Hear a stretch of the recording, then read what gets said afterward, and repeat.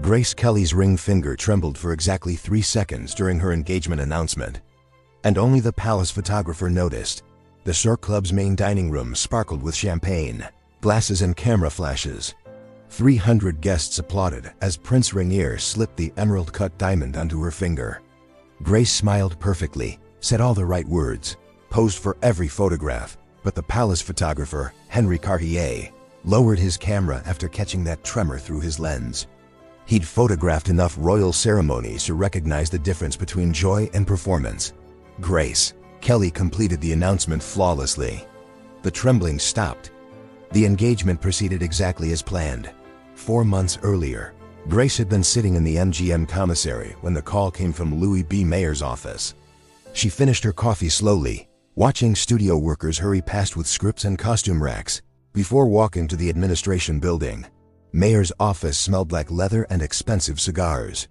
He was reviewing contact sheets when she entered. Publicity photos spread across his massive desk like playing cards. "Grace, sit down." He didn't look up from the photographs. "We need to discuss your future with the studio." She took the chair across from him, hands folded in her lap. "Your contract expires next year," Mayer continued, finally meeting her eyes.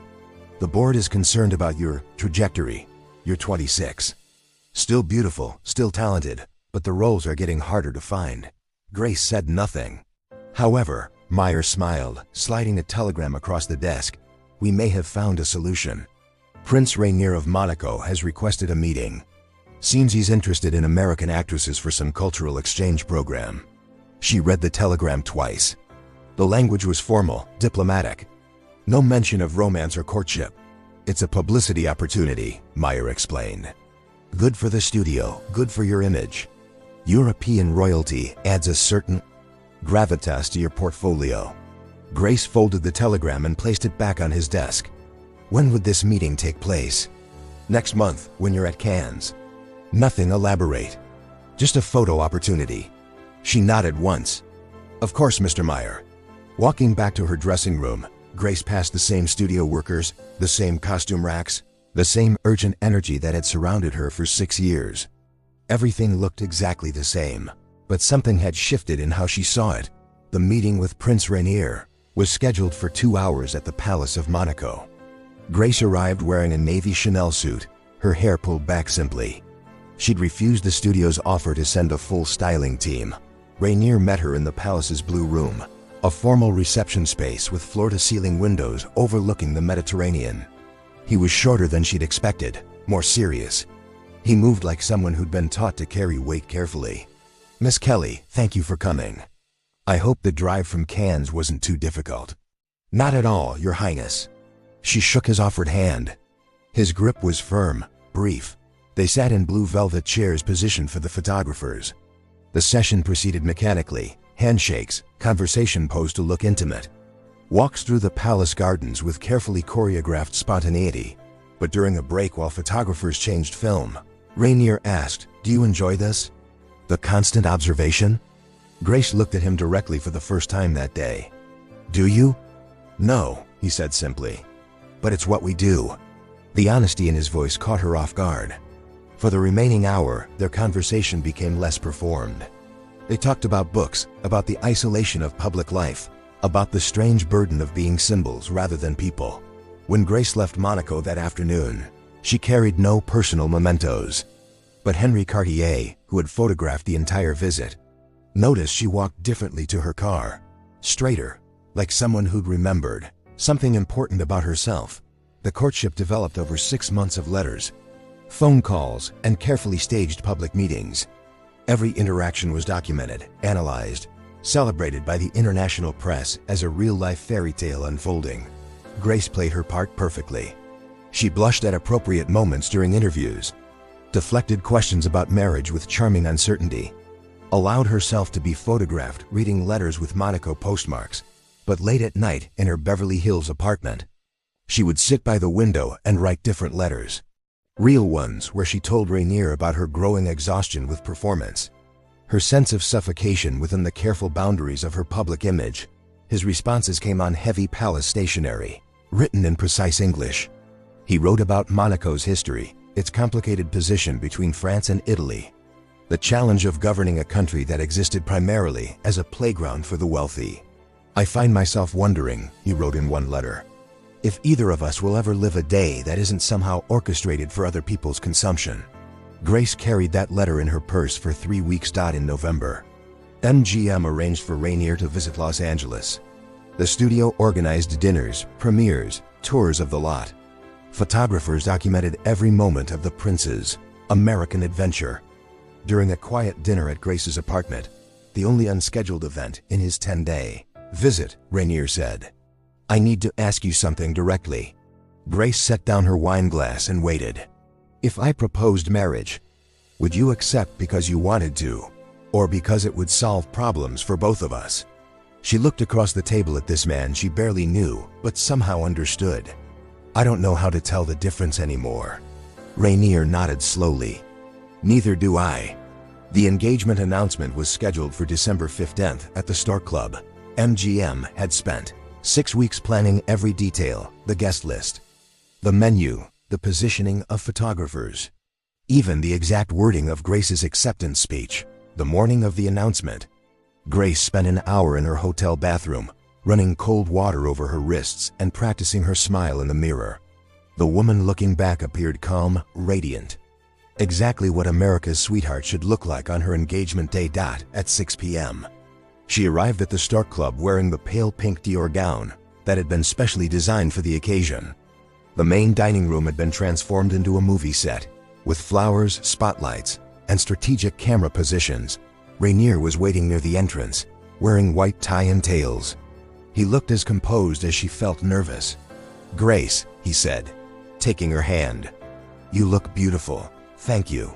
She squeezed his fingers briefly. "Are you ready?" "I don't think ready is the right word for this." They were seated at a table for two on a small raised platform.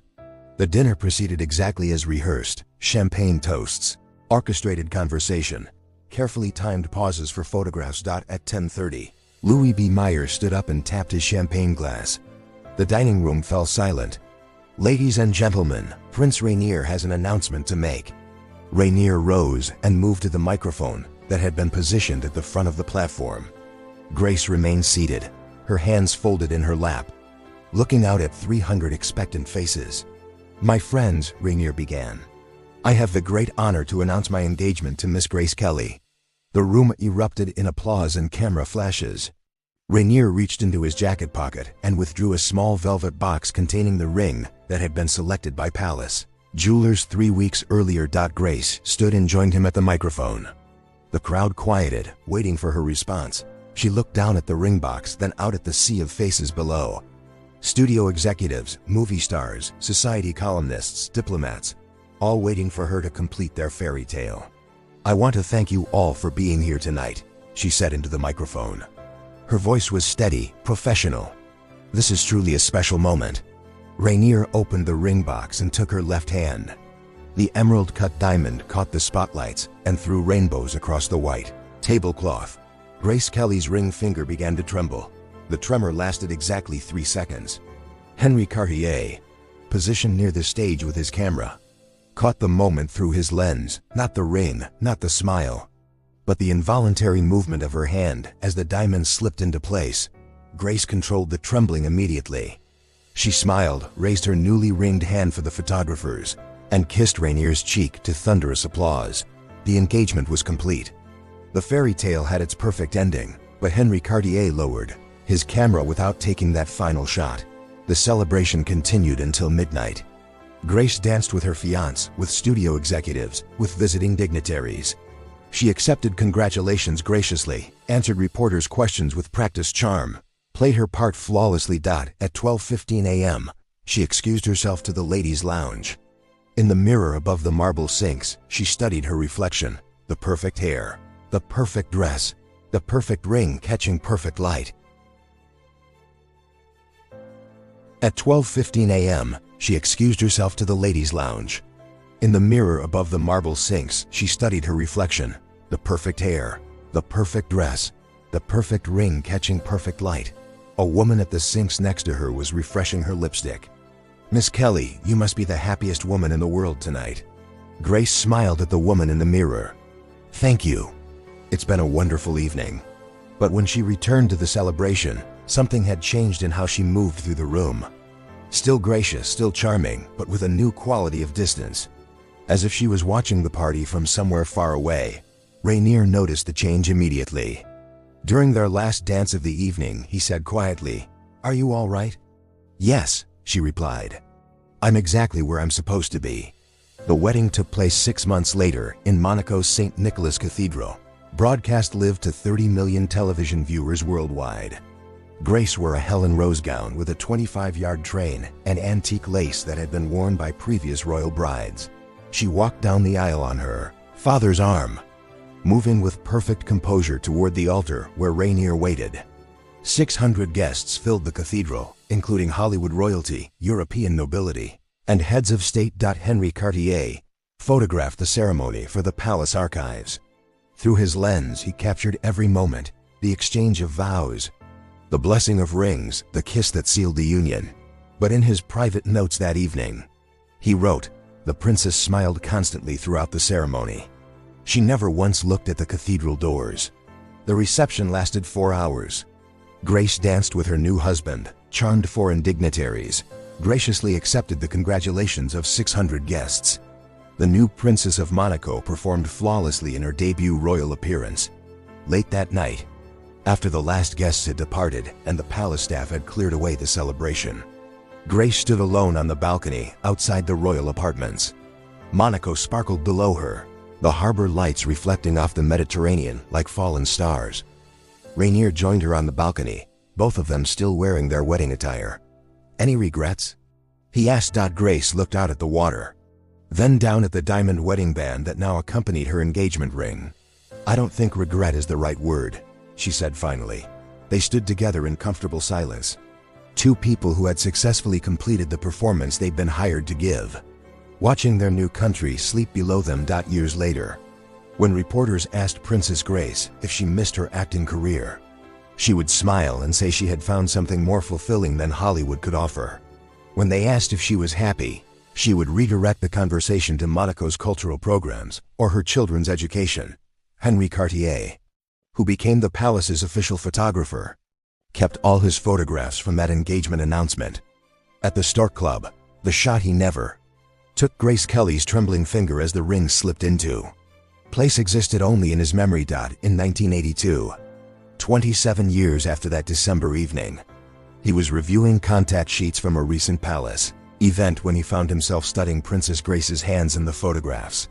Even after decades of wearing it, she still held her left hand differently than her right, more carefully, as if the weight of that emerald-cut diamond had never quite become natural. The engagement announcement had proceeded exactly as planned.